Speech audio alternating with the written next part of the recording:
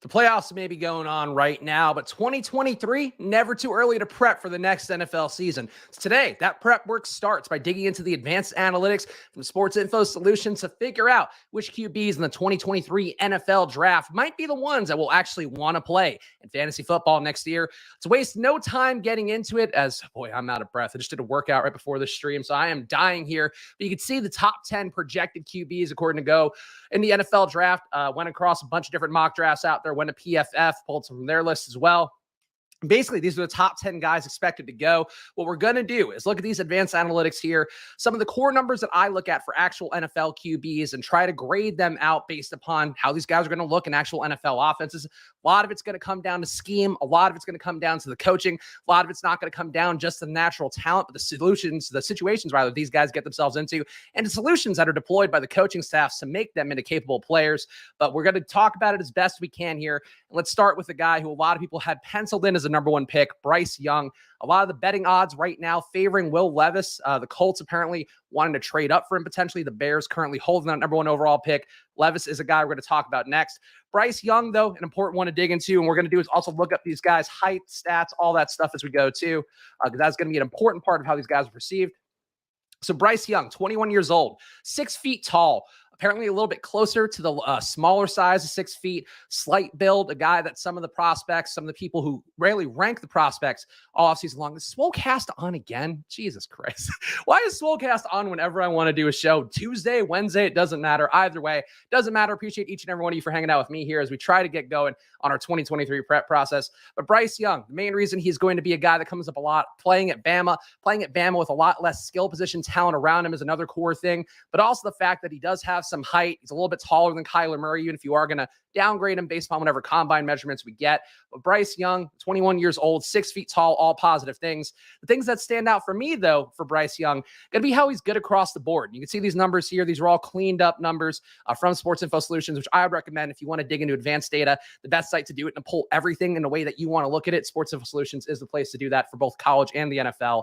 You can see here, not a lot of dropbacks per game. Completion rate, not the highest, but a good catchable ball rate, 78% catchable ball rate, on target 69% of the time. So he's basically average amongst all these top prospects, but you have to consider the competition the guy faced in the SEC. It's also the results of the competition that he had for himself, really just having to throw to guys that aren't Julio Jones, that aren't the guys who've been elite Bama receivers. I don't know why I went to Julio Jones first, but guys who've been top Bama receivers over the last few years. He did not have those guys, and he still had pretty tremendous numbers across the board.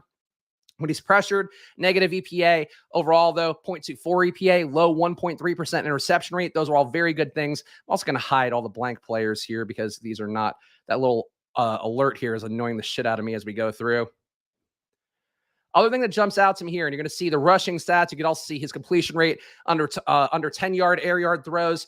56% of the time he's throwing those plays. Positive EPA on short throws. That's a positive too. And one thing that I'll point out right away that I think always freaks me out about QBs coming out of college, when you see that yards after catch number be very high, this is something that jumped out to me with Trevor Lawrence when he was playing at Clemson, and we were doing some draft content that year. I think that a lot of these guys, when they have the high yards after catch numbers, it means that they're sort of a symptom of the offense. It means that they're really relying on the scheme there to get these guys into space and allow them to create the value after the catch. That's something that spooks me on some guys. That said, when you see a guy like a Trevor Lawrence get into the right system, you then see what the positive side of that is. So that's the kind of thing for Bryce Young here, where I'm going to view it as a positive for him than a negative. But for other guys, the older QBs, the guys who are in, like I think we're going to talk about Clayton coming up here, Clayton Tune from Houston. Like, he's an older player who also is in a scheme that does kind of reward the downfield passing, does kind of reward some of the schematic passing. Those are guys you have to have a little bit more reservations of in terms of just creating value as a fantasy QB, because it means that they can't do it in a purely, level playing field. They can't do it on their own. They have to be in a system that's going to really reward it. And obviously that's true of every QB, but it's going to be especially true of guys that rely on the fast receivers, the guys who can get the yards after the catch and can do all that. It's Pete's fault. Yell at him, but I'm here for you, people's champ. Thank you, Dustin. I appreciate everybody who comes here for me. Whether you are watching live or after the fact, this is going to be my process all off season anyway. So come along for the ride with me if you want. If you want to know the stuff that I'm going to talk about all season long.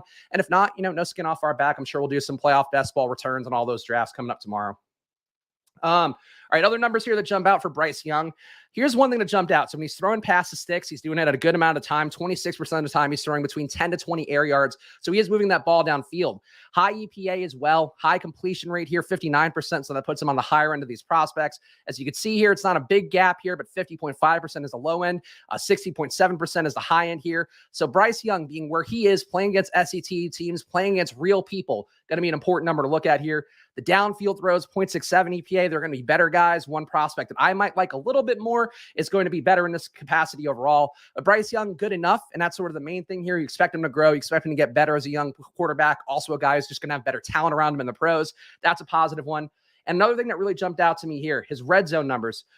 Getting a touchdown 31% of the time that he's dropping back in the red zone. That's a positive. 0.2 EPA in the red zone. That's one of the better marks amongst all these rookie QBs. When he runs, this is what jumped out to me because I don't think Bryce Young has the rep of like an Anthony Richardson in this class, a guy who's just a pure elite athlete who can run, who people have compared to Lamar Jackson running the ball. Bryce Young, a 22% missed tackle rate. And it is worth pointing out here, Sports Info Solutions splits up missed tackles and avoided tackles. I I'm bumbling right now. I bundled them all together to try to just get one clean read because I think it's sort of a fine line between a broken tackle and a missed tackle. And I would attribute it both to the player anyway, more than the defense on the other side. But 22.4% missed tackle rate, which is certainly behind Anthony Richardson's 38%, which we're going to see here. But 8% touchdowns when he's rushing, slightly negative EPA, but that's going to be expectation overall when the QB. I think the negative sack yards here do count against the QBs on Sports Info Solutions. But overall, good runner, good passer, guy who gets the ball downfield. I think these are all very solid things for Bryce Young, and why, to me, he does seem like the guy who I would have as the number one overall pick, and we'll see how that actually goes. As a Bears fan, is he better than Fields, though? Does he really have better talent if he goes to Chicago or Houston? That's a fair question. I would say as a quarterback, looking at these numbers here, and one thing that I will point out is I did love Justin Fields coming out of college. He was a good downfield thrower, tremendous rusher. He actually compares, I think, pretty well to Anthony Richardson on that front as a rusher. But I think really the main thing to me was a little bit of a competition gap between Alabama and, the teams that Ohio State plays when Fields went to college. And not a huge one. Like, that's certainly a smaller gap than you would say compared to like Zach Wilson playing BYU, is the jokes we made a bunch of times about the quality competition that he faced when he was in college and made things look so good for himself. But for Bryce Young, I think the main thing for me is that he's good at everything, and the running ability there that he's not showing off enough could be a bigger thing in the pro level for him. So I would say, if I were the Bears, I'd probably trade the number one overall pick and just try to get Justin Fields to be the same player he was in college. But if I were a team trading up, I'd be trading up for Bryce Young. I wouldn't be trading up for Will Levis. I might be trading up for CJ Stroud too, but Will Levis to me, I think, is the guy we have to talk about next, because I think he is a gigantic mistake waiting to happen. Kind of reminds me of a Jake Locker type, if you guys want to dig back historically, but guy who's got all the tools. You can see pretty good size here, 6'3", 231, going to be 23 years old, so a little bit on the higher side age-wise, but still perfectly fine age for a QB coming in. Not quite as old as a guy like Hendon Hooker, who's, I think, turning 25 and also coming off an ACL tear. So that's the kind of thing that you start to nickel and dime these guys for more. Teams want these young players under control. They want to be able to get the ceiling, all that stuff. Stetson Bennett is not going to be in the draft, so I'm not looking at him yet. I could certainly pull him in here. I think he had some good numbers, but mostly trying to focus in on the guys in the draft. But for the sake of pleasing the people here, we'll use Stetson Bennett as a comparison point. I'm going to manually answer him here because that's what I wanted to do for this list. Stetson Bennett. Nope, it's not. Okay, he's clean. All right, there we go. We got Stetson Bennett numbers in here. So Bennett overall, we'll put him in the mix with all these guys, even though he's not draft eligible. But let's pull off the blanks again, because the blanks just make the screen run stupidly. But Stetson Bennett, if you're going to compare him to these guys, you're looking at pretty good accuracy. I would love to see a higher on-target rate for him. He's throwing a lot of catchable balls, but not really hitting guys in stride. That's what this on-target number is. And basically, if you want to screen grab this, I might even just share it on the Splash Play channel and Deposit Kingdom Discord, so you guys can take a look for yourselves as well. And of course, use the Sports Info Solution data for yourself. Like, if you want to get in there, I would encourage you guys to pay for that one. It is a pretty penny, but still worth every dollar, I think. But Stetson Bennett, you look at his stuff here, the on-target numbers would be a concern, but everything else here looks pretty good. And I was looking at him a little bit. Him and Caleb Williams, the two guys who are not going to be in this draft, who I do think kind of stand out as being really solid plays. Bennett, a good rusher, gets a lot of touchdowns, maybe a negative EPA, but still has some avoided tackles, some good size on Bennett. Like, Bennett's a guy that I think looks pretty good. Does he look meaningfully better than these other guys? I would say no, but I think he probably looks relatively similar to, I don't know, somewhere between Bryce Young and CJ Stroud. I'd probably, based on this year, put Bennett a little bit behind Young and Stroud, but certainly Bennett's like better than a lot of these other guys are going to be in this class. Worth pointing out too, isn't Bennett a senior? I thought he was coming back. He's not any of the draft eligible lists, so I'm not sure. Maybe he has one more year of eligibility. He hasn't declared yet. If you guys have names you want me to add to this list, I'm happy to do it because I do have data for every QB who played in college this year, but I don't think he is. Let's look him up before we go back to Will Levis town. Stetson Bennett draft. Might continue with final stop. So he actually might not have NFL potential. He definitely wasn't any of the top 10 prospect lists. So that's my bad. Again, this is me starting from the ground up here. So you're seeing the process. I do watch Pac-12 games. I watch USC the most, obviously, that being my alma mater. But I'm learning this stuff as much as you guys on the fly. And I'm also trying to not be biased by film stuff because I could watch any back of the NFL's film and go like, yeah, this guy's somebody. Whereas I look at the data, I dig into this stuff and I go like, yeah, not so much. I don't quite see it to the same level. So that's what I'm trying to focus on the most besides games I see casually. But Stetson Bennett, I don't think is officially on any of these top prospect lists. So there could be some reason here that I'm not seeing. What's his age? Stetson Bennett. 5'11", 5'11" and 25. That would be why Stetson Bennett's not coming up. So yes, it is the lack of upside with age. Height, going to be two things that knock him down. He's probably going to come in as like a 5th, 6th round pick if he does get drafted then, but not the kind of guy that fits the profile of what we're looking at, which are guys that should theoretically have a shot to start, should theoretically be able to step in and take some responsibility of an offense. But I guess that would be Stetson Bennett, why he's not coming up here. But I did think that he stood out. I thought that Caleb Williams from USC also stood out. Those are two guys that I thought were not draft eligible. And apparently Bennett is eligible. He's just not tall. He's not tall and he's not young. Will Levis, though. Let's look at these numbers and keep in mind he's playing at Kentucky, so he's playing at a team with not a lot of offensive talent around him, a run-first offense, but still playing SEC competition. So you would still want to see some positive signs here. The catch rate, 80% catchable ball rate, that's okay. I don't mind that. The on-target rate, 69.3%, basically right there with the on-target percentage of Bryce Young. That's a good number. And again, on-target percentage, just a reflection of him getting the ball to guys in stride, getting the ball here, whereas like this would be a catchable ball. Right here would be a non-target throw for a QB according to SIS numbers. There's like 10 starting QBs that are younger than Bennett. There you go. That's why he was on the top 10 prospect list, I guess, despite the fact that, again, Georgia absolutely dominated the playoffs and were a team that was in the catbird seat all year long. Will Levis, though, let's keep highlighting him. So Will Levis, to me, jumps out as a guy I would be terrified to draft. We have Dustin saying Levis is this year's Josh Rosen. I think Rosen showed more in his college numbers. The things that jump out to me, though, really high interception rate, 3.5% interception rate per attempt, getting a lot of pressure as well, taking sacks a lot. Obviously, it's going to be a negative EPA, estimated points added on pressure plays, because those aren't positive plays for QBs. But the fact you're able to limit the damage more, like Bryce Young is, like some of these other guys are, like CJ Stroud is, those are skill sets. So to me, you put Will Levis in like a tanking team, a bad team, a team without weapons around him, I'd be worried about that right away. I would also be worried about the fact that if he's checking down, he's a negative EPA thrower. That's a bad thing, especially when you are a tall guy. And the thing with Will Levis is like he has all the arm tools. Like that's the one thing all the prospect profiles seem like they could point out time and time again is that he's got the Josh Allen arm. He's a guy that can get the ball everywhere on the field. But I care about accuracy. I care about downfield accuracy. I care about those numbers a lot because the Josh Allens that have the outlier performances, like Josh Allen had the volume. He was forcing the ball downfield a lot. He was running the ball a lot. And he just improved enough as a passer to be a competent NFL QB. It doesn't happen a lot. Accuracy is the one thing that doesn't improve a lot. That's why the Jake Locker example always stuck to me, because I remember watching him in college when I was at USC or was watching USC as an alum. I forget which way it was. I think he was in college when I was in college too. And he was a guy that like very mobile, very good in terms of college production, but he was really inaccurate overall. He gets to the pros. He's really inaccurate there. And they would always point out like, yeah, he just doesn't improve in accuracy. That's the one issue. And that's every QB. Basically, they come in, they don't improve that much in accuracy unless they get really coached up or they have the willpower to get better, or they're coming from like a Wyoming where, Josh Allen, all the physical tools got him there in college. And the pros, he then had to get more accurate and he had to use his other natural tools. And that sort of made it all kind of come together. I think that's where Will Levis the hope is going to be for him. But playing SEC competition, looking this bad, 0.28 EPA, you could see red numbers here going to be bad. He's throwing over past the sticks 17% of the time, not looking that good there. EPA on deep throws is fine, I guess. Not a high completion rate, not a high EPA, so kind of a middling thrower there. And again, playing SEC competitions, that is something to point out as well. In the red zone, which I think is a really important stat to me. This is where everything kind of gets constricted. This is where the field really gets condensed and guys have to make things happen. You see Bryce Young here. You see CJ Stroud here. You see Will Levis here, negative 0.52 EPA in the red zone. That seems like a really bad thing to me. You combine in his sacks for his rushing yards here, the fact that he doesn't miss a lot of tackles. So you're talking about a bad rusher who rushes at some degree of volume, has the size theoretically to miss tackles, and he's still not missing tackles. So I really see nothing of merit here looking at the data for Will Levis. You can look at the numbers of his, his profile. I'm sure he'll put up some good combine numbers in terms of strength and all that stuff. He'll measure out well. But for what we want fantasy-wise, he is a guy that's a project. He is a guy where if he lands in the right situation and you know he's going to be a day one starter, yeah, you take your flyers on him.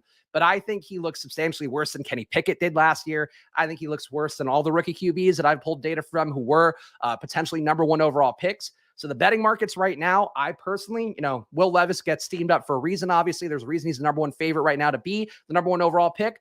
But boy, I would go the other way if I could. I think he gets exposed throughout this process and I think starts to come down a little bit more. Bennett would probably be a decent backup that could start in a pinch, but not much more than that. Yeah, when you're 25 coming in and you're 5'11", those are two pretty big dings. If you're 22 and 5'11" and an elite runner and, and also crazy accurate and get the ball downfield, then maybe that starts to look a bit more appealing. But Stetson Bennett to me feels like maybe in a previous regime, maybe in a previous era, like he gets drafted higher, the Baker Mayfield kind of thing. But Baker Mayfield's, I think, got a better arm too, so wouldn't be that crazy to me. Do the red zone numbers potentially get skewed by supporting talent around the QB? So that's a good question. All these things get skewed because of supporting talent around him. Like EPA is ultimately a symptom of like, hey, in a 3rd and 10, a normal QB will get you 8 yards, let's say as an example. That's not the actual way it goes, but a 3rd and 10, a QB will get you 8 yards. But if you're a QB that creates 12 yards on a lot of 3rd and 10s, then your EPA on those plays is going to be higher. And if you have better talent around you, obviously you're going to create more value on those plays. So theoretically, yes, that could be a thing that is sort of skewed. That said, Will Levis's team was like a run-first team. It wasn't that bad. He was better the year before when he had Wan'Dale Robinson on his team. So that's something too. But the lack of improvement, the fact that he regressed too from 2021 to 2022, and I'm only looking at 2022 here, but it would give me enough worry for Will Levis that I would go the other way. I think Young and Stroud, you can't say a can't miss prospect, but looking at the numbers, they have a lot of things that I would look for in a pro level QB. Whereas Will Levis, I think just has the size, just has the youth. And that's not enough for me for an NFL GM where you're just trying to save your job and give yourself a shot at upside. I get it. I think for us, for the guys that I actually want guys that can play on day one and really add value. Again, Kenny Pickett was a better QB. He had probably better weapons than Will Levis will have this year, and he didn't do shit fantasy-wise. Like, he really didn't have a single outlier day. I think for Will Levis, I just don't see the same opportunity there. CJ Stroud. Let's talk about him because he was a guy I've kind of walked myself back a little bit towards Bryce Young, but CJ Stroud, I think best size in the class, 6'3". He's got a little more girth on him. He's also not a big runner, but you think that he could run a little bit more if he decided to kind of force himself to. But CJ Stroud is not Justin Fields. He's not a guy that was a pure runner. He's also not forcing the ball downfield as recklessly as Justin Field did, according to the numbers. So Stroud's me kind of a different player than Justin Fields was, if we want to establish that right away. 81% catchable ball rate, on target 70.4% of the time. And granted, he was thrown to some good receivers. Like Marvin Harrison Jr., I think, is a beast, a guy we'll talk about when we get into the wide receiver rankings and all that stuff. I forget if he's draft eligible or not, but he's a guy that definitely jumped out with some of the advanced numbers for wide receivers. For Stroud, I just love the profile here.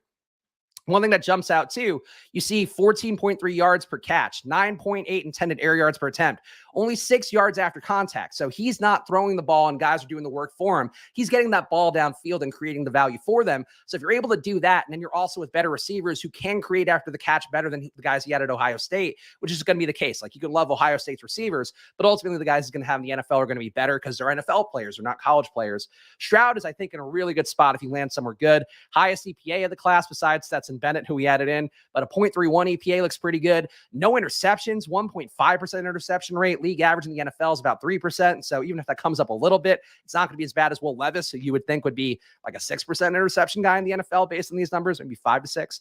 But Stroud, I think, looks really good to me based on everything that I would look at here. The way that he handles pressure, also pretty good. Not a high pressure rate. Doesn't take a ton of sacks. Another thing that he and Bryce Young both share. So even though he's not a runner, he's not really taking sacks. He's also keeping the EPA relatively level despite the fact that he's facing pressure. That's a positive. Creating a positive EPA on under 10 yards, under 10 air yard throws, also a positive thing. So he's able to get the ball to guys where they need to be in space rather than just expect them to do the legwork. That's a positive to me as well. In the mid area here, the 10 to 20 yard air or 10 to 20 air yard range, 0.44 EPA. You could say that could be a little bit better, but he's mostly accurate, mostly completing passes around the same rate as everybody else, so I wouldn't worry about that. Where he jumps out, though, is going to be that deep ball passing.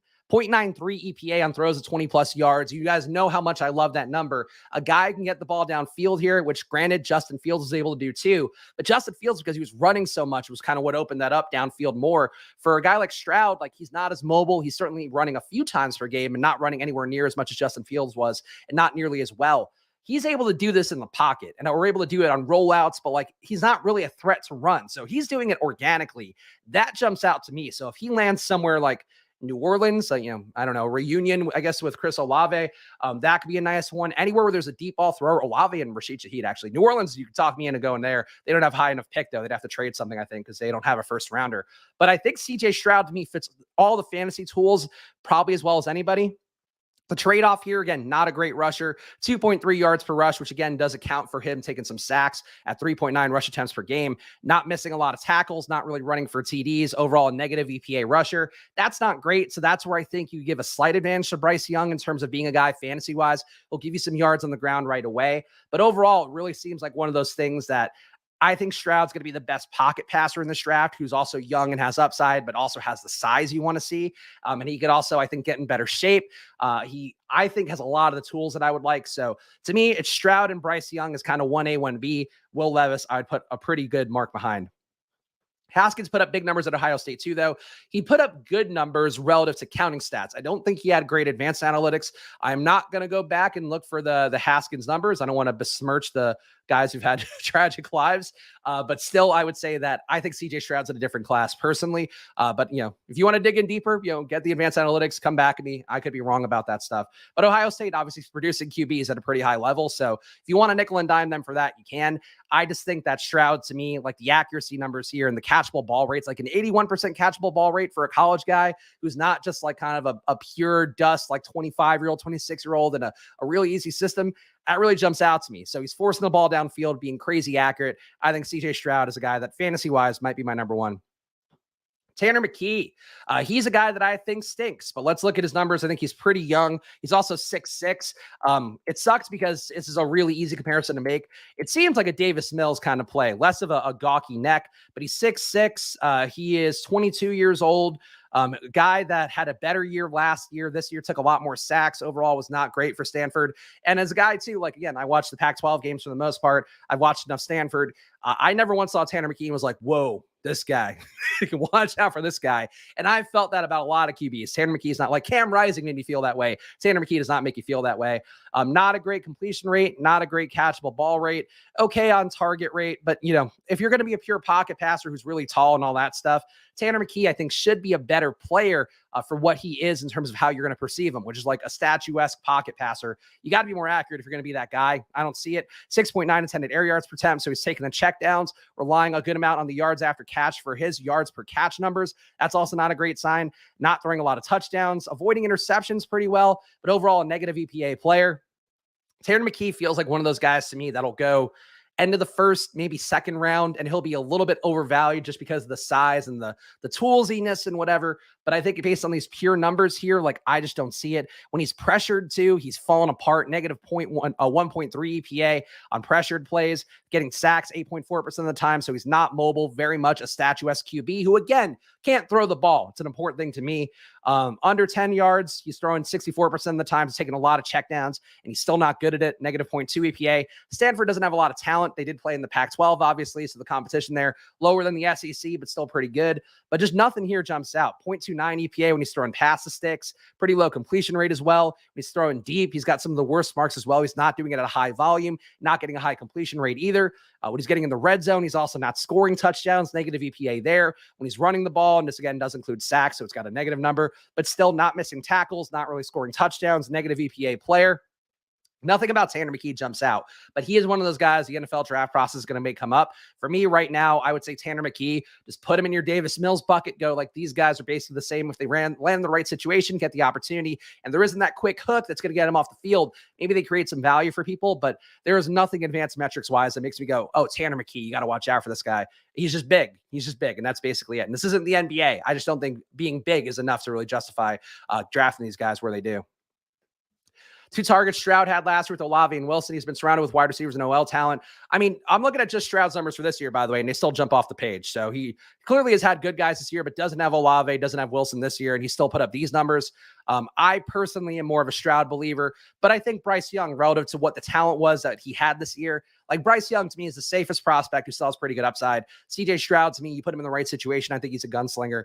That's my initial read on it. We'll get more reports throughout the combine and stuff. For Football Outsiders, we will have our guy Mike Tanier attending the Senior Bowl, attending the combine, giving us some firsthand reports there, as well as building out our Fantasy 40. And I think we have a Football Outsiders 100 this year, our top 100 draft prospects. So I'll have more research to deploy here, but based on these advanced numbers, I just don't see any concern for CJ Stroud, and I see a lot of concern for Tanner McKee. Anthony Richardson, best athlete at QB in the draft. He's an exciting player. He's also a guy that probably is not ready for prime time at all. You're going to see one noteworthy stat here that is tremendous for him, but he's 6'4", 230, 21 years old. So a team will take a flyer on him based on just the metrics here. You can see these passing numbers. These are all bad. A 54% completion rate, 72% catchable ball rate. He's on target 58% of the time. These are all real bad. 10 air yards per attempt, though, so he's trying to get the ball downfield. I think Anthony Richardson, based on the advanced analytics, probably more of a Josh Allen comparison than Will Levis is because he's big and he's a tremendous runner and he wants to get the ball downfield. He's just not that great at it yet. So I think that's where the upside is for Anthony Richardson, combined with the fact that, again, he's 21. So, like, you're getting him under team control for a while there. You'll get all these guys for cheap in best ball. Yes, you will. And that's why we're doing the prep process now, because I think this year some of these guys are going to be worth drafting in breast ball. These guys are definitely worth drafting in breast ball as well, based on some of the college numbers they're putting up, I'm sure. But also in best ball, like some of these guys are going to step into starting spots and I think be playable. Some of them will also get overdrafted because of where they're getting drafted in the actual NFL. So that's why, for me, I'm starting this process early for the draft stuff, and we'll continue to do that every week for the next few weeks. Right, running backs coming up next week, I think. Wide receivers coming up too. We'll do tight ends. We'll do all of it because we got time to kill here on this channel. 14 point, yeah, there we go. Whenever you accidentally say breast ball, it can't get worse than our pal Eric Lindquist, of course, who did Splash Play earlier in the year. I think he said the 5K gays, referring to some NBA players, and just a total verbal mistick, but then it got retweeted by the handle and stuff. So breast ball I'll take over calling NFL player or NBA players a slur. I guess would be the best way to put that. 7.8 yards per attempt, yards per catch, 14.5, but not a big yak guy. So Anthony Richardson fits the criteria to me right away. Would love to see the accuracy numbers be a little bit higher. Would love to see him be able to throw the ball into short frames a little bit better. He is terrible throwing the ball short. Negative 0.44 EPA, 56% completion rate. He's also not doing it a lot. Only 49% of the time he's forcing that ball underneath. Obviously, we know mobile QBs do tend to throw the ball underneath a little bit less. That's certainly a thing that impacts that quite a bit, but the numbers here are not positive for him. So he's not good at kind of getting the ball out of his hands in short spaces, which is going to be a problem in the NFL. Takes a lot of pressure. Highest pressure rate out of all these QBs, 37%, but a 3.8% sack rate. So the fact that he's getting pressured this much, but only sacked this much, he is going to have a lot of explosive, very fun escapes. Ross actually making a point that I was thinking about. Richardson, if the right situation, is most interesting to me, but his floor is Malik Willis. I agree with that. The issue is that Malik Willis played at Liberty. Anthony Richardson played at Florida. So, like, Richardson has played some real guys, and you're going to see with the rushing stats, like, he's got some real numbers that are pretty crazy. But I agree. Richardson, to me, the best comp right now is probably going to be Malik Willis, which with what we saw this year, not going to fill you with the most hope. But I think that the competition being a little bit higher for him makes me feel like Richardson's probably starting here, whereas Malik Willis started like more like here. Other numbers here is advanced analytics. When he's throwing the ball downfield, 10 to 20 air yards, he is getting 0.29 EPA, which is not great, not the highest completion rate, but he's doing it at an okay rate, 18.5% of the time. Actually, no, I'm at the wrong guy. 27% of the time here, 0.49 EPA. Yeah, okay. Now I'm on the right tab. I got to highlight it as we go. Again, we're learning as we go here. It's hard to make an Excel spreadsheet exciting, guys, so I apologize. But as you're going to see here, though, there are reasons to be excited about Anthony Richardson. So he's throwing the ball past the sticks a lot. Good EPA on those numbers. Throwing the ball downfield a lot, 15% of the time, which is going to be the highest rate besides whoever this is down here at 17%. But in terms of the real prospects, the guys going in the first round, he is throwing downfield at one of the highest rates out of all of them and generating a very good EPA. So when you combine that with the rushing stats, like, you can sort of pull him down because rushing does create downfield opportunities. But the fact that he's just not an accurate thrower and he's still creating that much value and also pushing downfield that much, that's the skill set I like to see in the NFL. That's what creates the splash plays that we know and love here that this channel is named for. So from my perspective, Richardson does a lot of stuff well. The issue is just going to be a ton of headaches to get there. Red zone TD rate, another reflection on just him and close spaces, his ability to kind of get the ball as a thrower in those close spaces. Only a 19% red zone touchdown rate, negative 0.24 EPA. Those numbers are not good. The rushing numbers, though, are fucking out of this world. And again, this includes sacks. So he's got 6.4 yards per rush, running 8.3 times per game. 38% missed tackle rate. That is incredibly high. That would be higher than Kenneth Walker. That would be higher than Breece Hall. That would be higher than any of the running backs in the NFL. Obviously, it's college, so that's going to happen. For a QB to be doing a 38% missed tackle rate, that is an elusive QB. And this guy's got size. He's 6'4", and that's his missed tackle rate. So that, to me, seems tremendous. Getting touchdowns at one of the highest rates, 9% touchdown to rush rate. Obviously, he's also rushing at a high volume, a 0.2 EPA overall in run plays. Anthony Richardson, to me, is a guy that if you love a pure pocket passer, you love a guy who's going to be accurate for these metrics, he is not that guy. That said, if he can get in the right situation in a nice RPO offense, or like if the Giants took him, let's say they franchise tag Daniel Jones and then they bring in Anthony Richardson as a guy to learn underneath him, I think he's really live as a play. Richardson to the Ravens when they let Lamar leave. Another play that would kind of make sense. I don't know how they can. Actually, they could probably trade up to get him. He is going to be really good if he lands in the right spot, and he is going to be a catastrophe if he lands on a spot kind of like Justin Fields had his first year. Like, he's going to turn the ball over a lot. I think he's going to make a ton of mistakes. I think that's sort of the risk profile. But if he lands somewhere well, if he gets coached up, I think he's got probably the most fantasy potential out of all these guys, because he runs like a better Trey Lance and he's doing it against real competition. I think Anthony Richardson is a guy that should be the belle of the ball fantasy wise and all that stuff. He's not going to have enough juice to get the number one overall pick. I think that really is one where I would take the odds on somebody who's not a QB, or I would take Bryce Young or CJ Stroud. I would not take the juiced up Will Levis, but I think for me, Anthony Richardson, the most exciting fantasy prospect to have overall. And the fact that, like, play him in Madden, like play him somewhere next year, because he's going to be a lot of fun. I think he's jumps out as like a flawed prospect, but one where if you imagine the best possible outcomes for his career, Anthony Richardson is like super exciting. So he's got to go in the first round, and he's definitely, I would say, a better prospect than Malik Willis, just relative to competition and the age and the size and all of that. Malik Willis is kind of small. Clayton Tune, another old guy. So he's a guy that, again, kind of going to grade out, going to look pretty good because of the offense he's in. He's also 23 years old, so not crazy old, but old enough. I think he's like a sixth year senior or some shit like that. 6'3" height, so not bad height. His numbers look good. It's sort of hard to figure out how to grade a Clayton Tune who's playing at Houston, kind of historically a pass-first offense, but on target 73% of the time, so he's technically the most accurate QB in this class, 80% catchable ball rate. All these numbers look good. He is generating a good amount of yards after catch and also checking down, 8 air yards per attempt. It's not the highest number, so that's stuff that kind of worries me. But Clayton Tune's the guy where, let's say Tom Brady came back another year and the Bucs took Clayton Tune in the second round. I think you'd be pretty stoked to have Clayton Tune as like a guy that, you know, on a dynasty league you can go to, maybe as a best ball 18th round, 20th round pick on DraftKings kind of guy. I think if he lands in the right situation, he's going to be pretty live because he has a lot of these skill sets. That said, how much of it is the Houston offense? How much is the lack of competition? And how much is actually Clayton Tune? You know, I think that's sort of the tough part. But good, you know, good skills overall. Interesting player. He does get pressure 23% of the time, doesn't take a ton of sacks. Negative EPA, not the best. So he's making some mistakes on their pressure, but I don't think that's the biggest worry overall. Good completion rate on the short throws, 74% completion rate, creating positive value on short throws. That's a good sign for a backup QB, potentially, like he will be coming into the league. Clayton Tune, I think, looks pretty good on that front.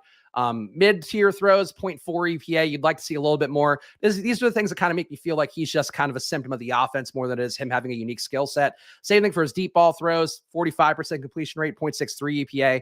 Nothing jumps out that much. The tendencies aren't even that high either. So I think this is where he kind of becomes more of a pure backup than a guy you're excited to see the upside of. Great in the red zone, though. That is something that, again, I think is a skill that's important. 0.3 EPA, 29% red zone touchdown rate before to dropbacks. He's also running a good amount as well, so he's shockingly mobile for a guy that I think kind of feels like a dusty backup. Negative EPA rusher, but still rushing, you know, almost 10 times a game. It's not that bad. Clayton Tune, I think, jumps out to me the most out of these second-tier guys who are not incredibly old. This next guy, though, Jake Haener, is going to be actually incredibly old. I believe he's 25 flat. Yeah, I've Googled all these guys before. I've done my prep work of at least Googling these guys. Also, very hateable face on Jake Haener. I think we have to point that out. Like Zach Wilson's here, a hateable face. Saints for Anthony Richardson. Let him take over the Taysom Hill snaps as a rookie. We just want everybody to get the Saints, and I guess it's a fair way to look at it. So Jake Haener's numbers initially kind of intrigued me. He's 23 years old. that might be wrong because I thought I saw he was a little bit older, but 23, 6'1". Again, another guy that's a little bit older, played at Fresno State. His numbers look great. 83% catchable ball rate, 72% on target. Again, these feel more like backup numbers overall relative to the profile, but still, Jake Haener may be a guy who could be a round 2 pick who has some upside if he gets on the right offense. Takes a good amount of sacks when he's pressured, but basically pressured an average amount, sacked an average amount. That doesn't worry me that much.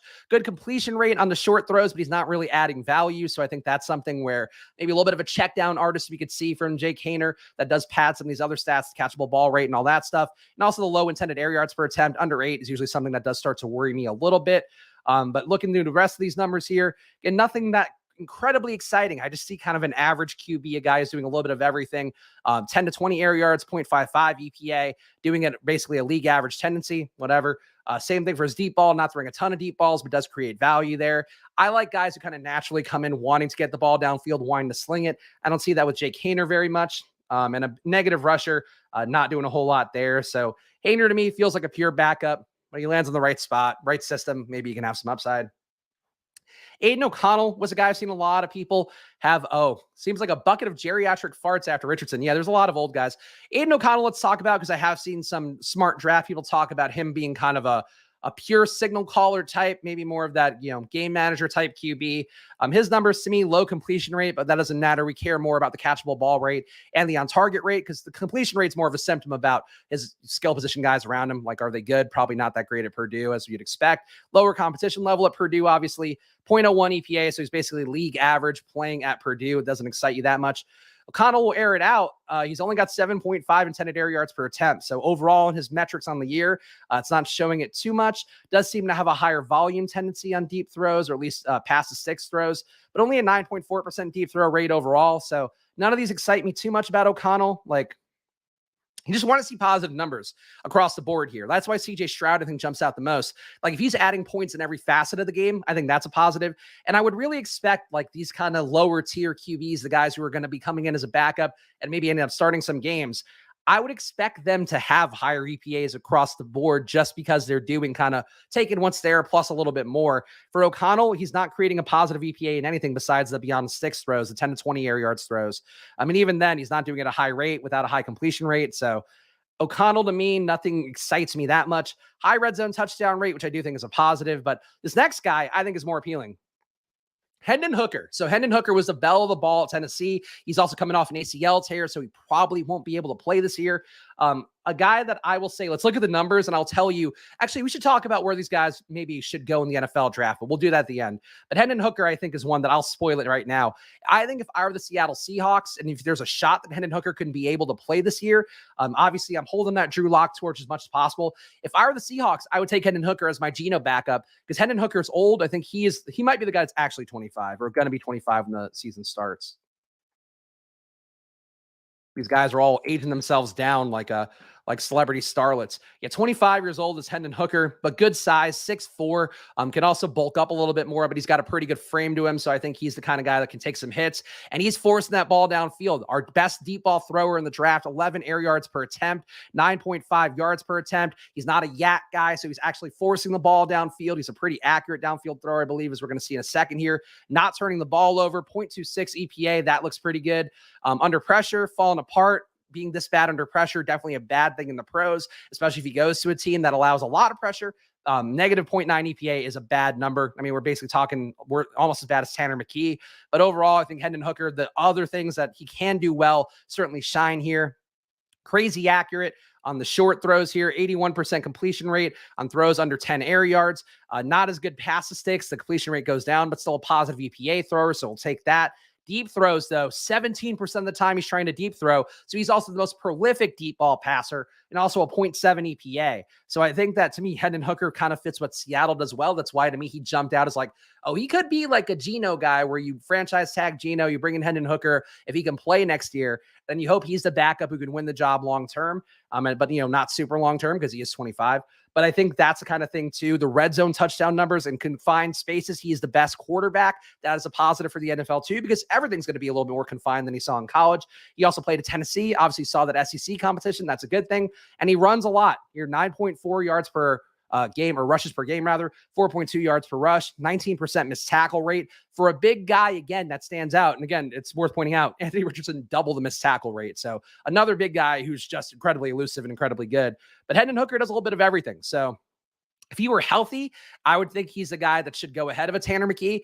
With the ACL tear and the age, I get why he'll go a little bit lower. But if he goes past the second round into the lower third round, I guess, like, he shouldn't go that far. I think he's a really nice player. I think he would be an exciting player based on these metrics. And again, the fact that he's a downfield thrower with a big body. Just stopped in, who's the next Mahomes? I think based on what we said so far, I would personally say Bryce Young or CJ Stroud, and then Anthony Richardson is going to be our dark horse. But those three, to me, I think are the most exciting.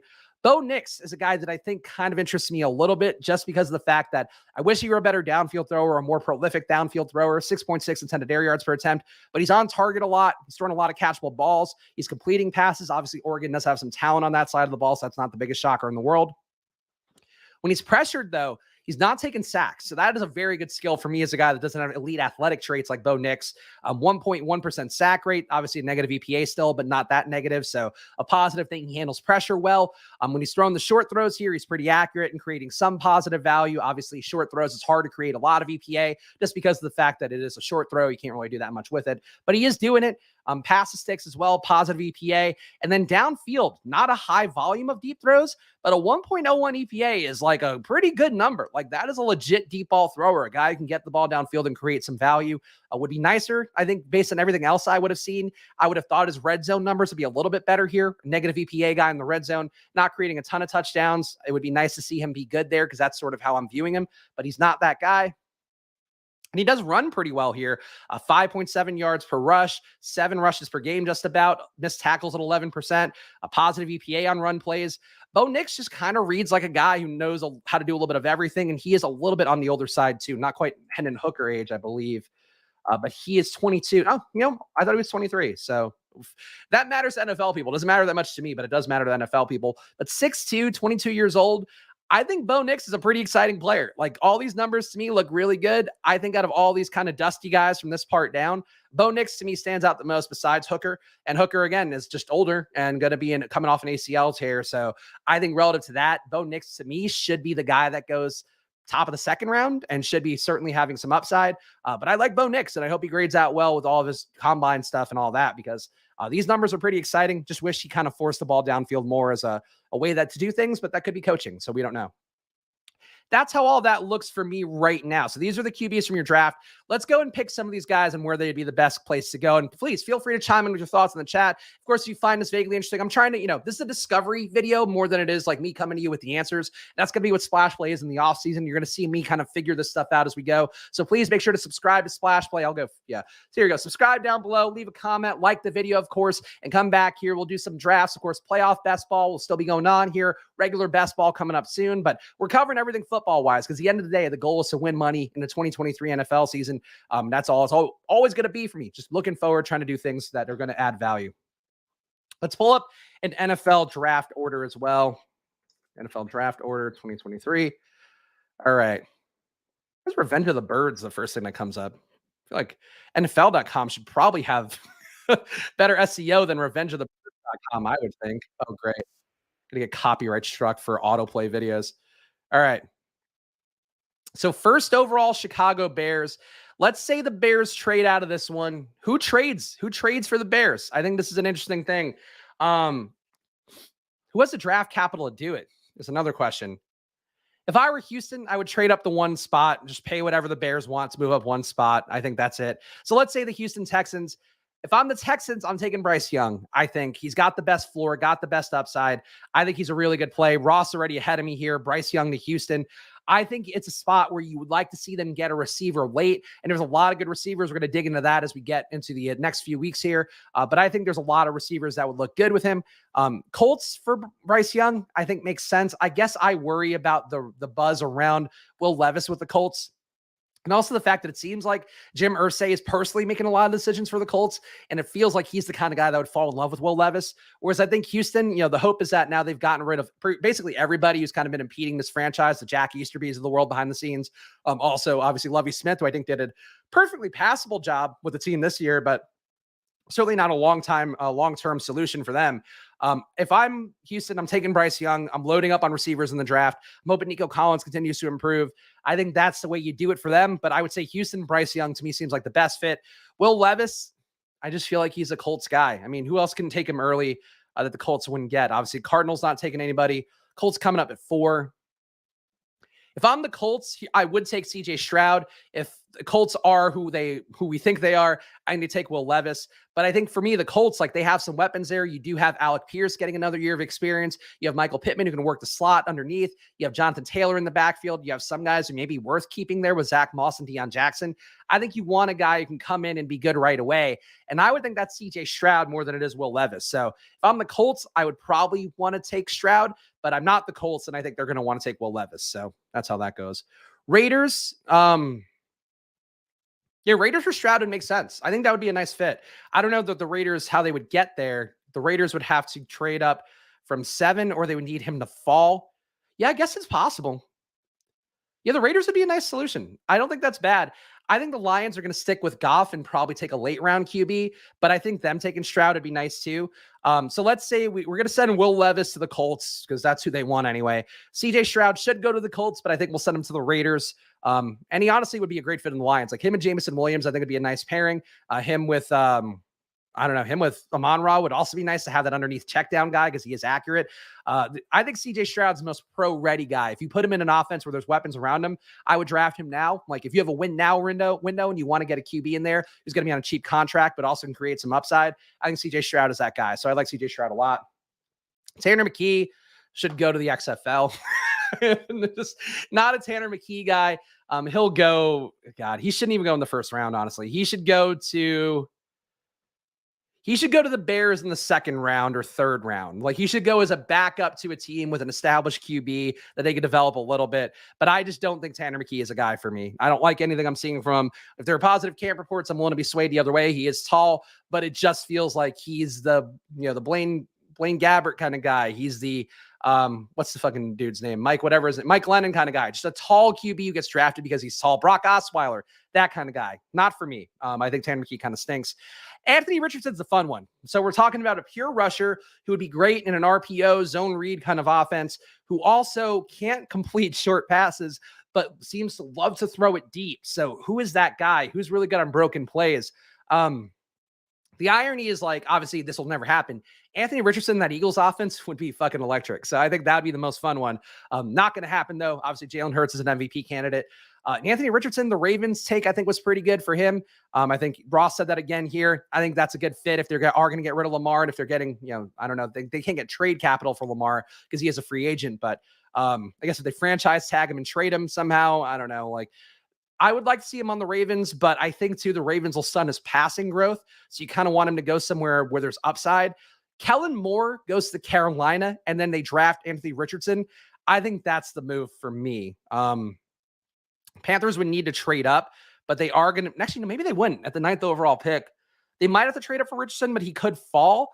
I would love to see him in that Carolina offense with Kellen Moore. Like if he could do what Kellen Moore's done with Dak, I think it'd be a really nice spot for Richardson to develop as a passer, to get better, and also to just be able to run right away. And he would also probably start right away and have a good defense with him. So Richardson and Carolina to me would look pretty good. Dolphins is Tua insurance. I don't think so. I think they're going to go back into next year with Tua and maybe a veteran backup. I could be wrong about that. But if I were the Dolphins, I would probably try to take like a Clayton Tune type because he'd be an upgrade on Skylar Thompson. The issue is, like, I think they're just going to say, oh, we have Skylar Thompson. Like, we don't need to upgrade there. And Skylar Thompson probably grades out as well, as any of these guys down here for the most part. But I think, to me, Anthony Richardson would be a bit of a reach for them. But I love him for the Panthers. I think he'd be a great fit for the Panthers and be a lot. Like, I would draft him in best ball if he went to the Panthers. Clayton Tune, do we really care about these guys? Bo Nix. Who would be a good offense for Bo Nix? Bo Nix would be like a Bailey Zappi upgrade to me based on what we're seeing here. I would bring him in to compete with Mac Jones. I think they could go a veteran way. Wouldn't be shocking to see New England do that. Bo Nix could also be a New Orleans guy, maybe, because he could take those short check downs and then also get the ball downfield a little bit. But I think if I'm looking at anybody who's like a late round flyer guy that I'd be excited to see my team get, I really do think it's Bo Nix. Like I'm falling in love with Bo Nix. I'm just looking at an Excel spreadsheet. I'm falling in love with the man, but I think he's a really nice player here who took what was there from him. And I think in a pro offense could take a little bit more. Just the accuracy across the board is good. And I think that'll portend well if he's in an offense that forces him to get the ball downfield. So Bo Nix, you could have him as 2 insurance. You could have him as pretty much any team's backup. And I think it'd be pretty exciting. And if you have a young team, like if you're the Colts, you need so many things on that defense and maybe on offense too, that maybe you do take like a Bo Nix type late and just don't take the QB first. But I think, again, they're going to take Will Levis because they're idiots. That's how it's going to go. Anyway, that's the show today. Let's do a quick playoff best ball update. We can do that real fast too. So did end up a little bit worse than I would have thought it would be. Going into yesterday, got kind of dusted by the Dalton Schultz explosion, unfortunately, and he didn't bubble up enough teams for me. Ended up with a 22% advance rate in the gauntlet, just shy of 22% in the gauntlet 2, and then 57% in the mitten 3 and 63% in the mitten 4, where obviously you're advancing 2 teams. So we are live there in those tournaments. But again, I would say that playoff best ball was worth the journey here. The mitten team I didn't advance, by the way, was the one that I drafted with Pete on the stream. So that is how we did in playoff best ball. But we'll do some more drafts in the mitten returns and the gauntlet returns, I guess maybe tomorrow. And then every Tuesday, I think I'm going to start doing these NFL draft preview videos where I'm going to figure it out here on the stream with you guys. I'll do some prep in advance. I'll prepare the Excels and all that stuff to make it look pretty for us all. But basically, we're going to hit running backs. We're going to hit wide receivers. We're going to hit tight ends. We're going to do all that stuff because right now the season is going on, but that does mean 2023, we can't start preparing. Doesn't mean we can't start wrapping our head around the opportunities that are to come there. And I'm excited to have you guys along with the ride. Thank you, Ross, for that. Good results. Yes, I feel very proud of my advance rate results, even if they do not matter even one bit unless we win one of the big tournaments at the end.